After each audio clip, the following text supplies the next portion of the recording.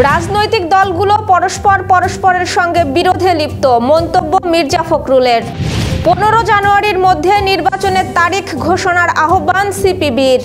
ঢালাওভাবে বরখাস্ত অব্যাহত থাকলে চাকরিবিধি মেনে বড় কর্মসূচির ঘোষণা ক্যাডার কর্মকর্তাদের। 6 সংস্কার কমিশনের মেয়াদ বেড়েছে। যশোরের শেষ দিনের মাহফিলে লাখো মানুষের সমাগম। শনিবার যশোরের 28 এলাকায় 9 ঘন্টা বিদ্যুৎ বন্ধ থাকবে।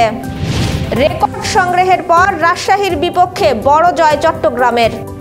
শনিবার তাপমাত্রার উন্নতি হওয়ার আভাস। দর্শক, রাতের আয়োজনে আপনাদের সাথে আছি আমি স্বপ্না দেবরাজ। শুনছিলেন প্রধান শিরোনাম, এবার বিস্তারিত। তার আগে আপডেট খবর পেতে গ্রামের কাগজের ইউটিউব চ্যানেল সাবস্ক্রাইব এবং ফেসবুক পেজ ফলো করে রাখুন। বিএনপির মহাসচিব মির্জা ফখরুল ইসলাম আলমগীর বলেছেন, আমরা গণতন্ত্রের কথা বললেও গণতন্ত্রকে চর্চা করি না। এখানে পরপর গণতন্ত্রকে হত্যা করার চেষ্টা করা হয়েছে। গণতান্ত্রিক প্রতিষ্ঠান গড়ে ওঠেনি। রাজনৈতিক দলগুলো পরস্পরের সঙ্গে বিরোধে লিপ্ত হয়েছে, কিন্তু সহনশীলতার মধ্য দিয়ে গণতন্ত্রকে চর্চা করে যদি এগিয়ে যেতে পারি তাহলে আমরা গণতন্ত্রকে লাভ করতে পারবো, অধিকারকে অর্জন করতে পারবো। দিনাজপুরের সরকারি কলেজের অর্থনীতি বিভাগের 50 বছর পূর্তি উপলক্ষে শুক্রবার আয়োজিত অনুষ্ঠানে প্রধান অতিথির বক্তব্যে এসব কথা বলেন মির্জা ফখরুল ইসলাম আলমগীর। এ সময় তিনি বলেন, আমরা আবার একটি স্বপ্ন দেখতে শুরু করেছি। সেই স্বপ্নটি হচ্ছে সত্যিকার অর্থে আমাদের স্বাধীনতার ঘোষক প্রেসিডেন্ট জিয়াউর রহমান যে স্বপ্ন দেখেছিলেন, একটি সুখী, সুন্দর, সমৃদ্ধ, প্রেমময় গণতান্ত্রিক বাংলাদেশ। সেই বাংলাদেশকে নির্মাণ করার আমরা চেষ্টা করছি। আমাদের ব্যর্থতা, আমরা 52 থেকে 53 বছরেও বাংলাদেশকে একটি সুখী, সমৃদ্ধ, শান্তিময়, প্রেমময়, ভালোবাসাময় এক দেশ গড়তে পারলাম না। আমরা রাজনীতি নিয়ে সংকীর্ণতায় ভুগি। আমরা নৈতিকতার সর্বনিম্ন পর্যায়ে চলে গেছি বলেও যোগ করেন তিনি।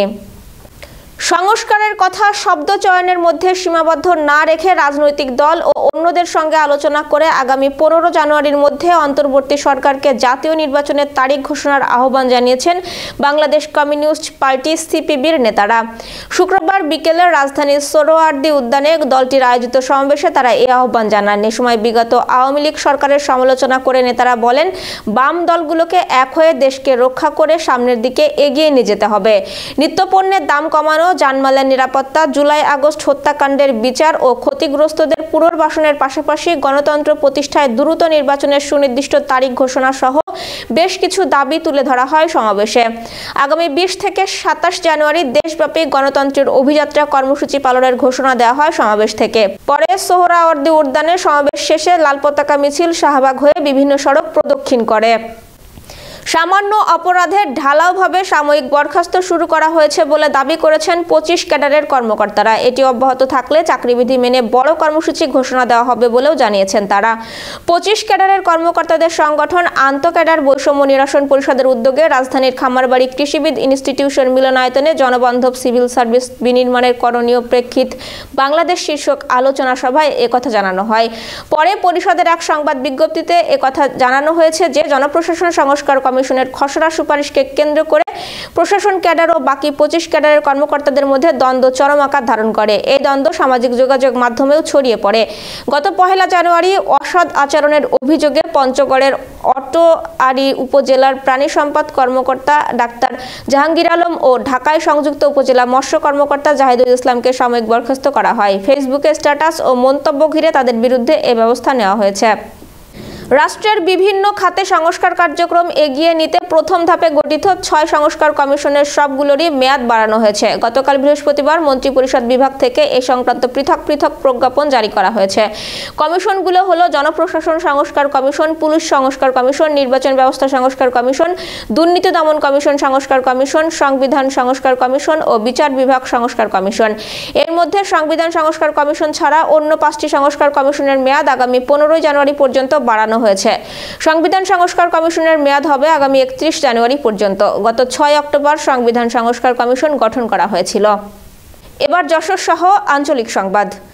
যশোরে আদ-দ্বীন ফাউন্ডেশনের উদ্যোগে 3 দিনব্যাপী তাফসিরুল কুরআন মাহফিল আজ শেষ হয়েছে। বুধবার 1 জানুয়ারি থেকে যশোর শহরের পুলেরহাট আদ-দ্বীন সকিনা মেডিকেল কলেজ মাঠে শুরু হয়েছে এই মাহফিলের আজ শেষ দিন বক্তব্য দেবেন শায়খ আহমাদুল্লাহ ও doctor Mizanur Rahman Azhari.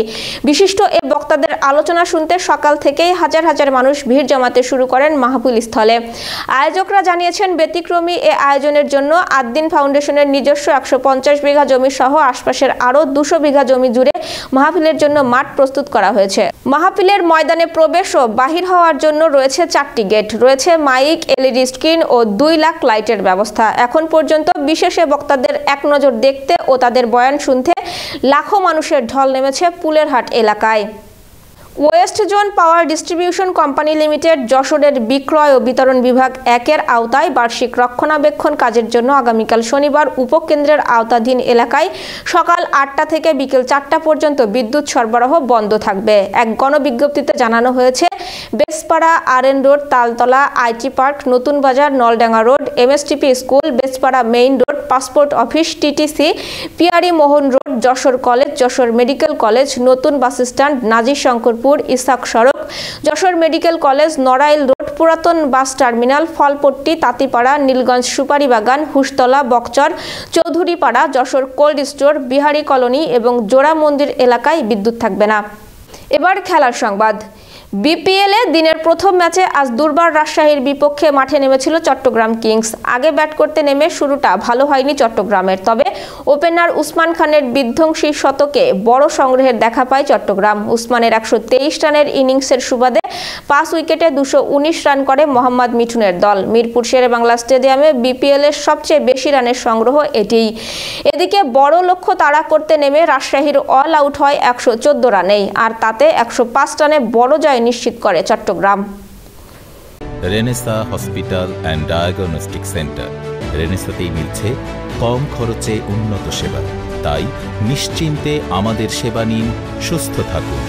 Renaissance hospital and diagnostic centre, সদর হাসপাতাল মোড়, দরাটানা, যশোর। দর্শক, শেষ করব আবহাওয়ার সংবাদ দিয়ে। দেশের বিভিন্ন অঞ্চলে বেড়েছে শীত, পাশাপাশি 13 জেলায় বইছে মৃদু শৈত্যপ্রবাহ। তবে আবহাওয়া অফিস বলছে তাপমাত্রা বেড়ে আগামী কয়েকদিনে শীতের অনুভূতি কমে আসবে। শুক্রবার আবহাওয়ার নিয়মিত বুলেটিনে বলা হয়েছে, রাজশাহী, পাবনা, বগুড়া, নওগাঁ এবং কুষ্টিয়া জেলা সহ রংপুর বিভাগের ওপর দিয়ে মৃদু শৈত্যপ্রবাহ বয়ে যাচ্ছে। যশোরে আজ সর্বনিম্ন তাপমাত্রা ছিল 11.2 ডিগ্রি সেলসিয়াস।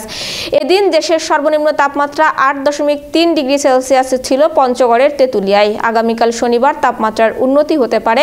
এরপর 9 জানুয়ারি আবারও শীত তীব্রভাবে জেঁকে বসতে পারে বলে আশঙ্কা করছেন আবহাওয়াবিদরা। এই ছিল আজকের আয়োজন। সাথে থাকার জন্য ধন্যবাদ।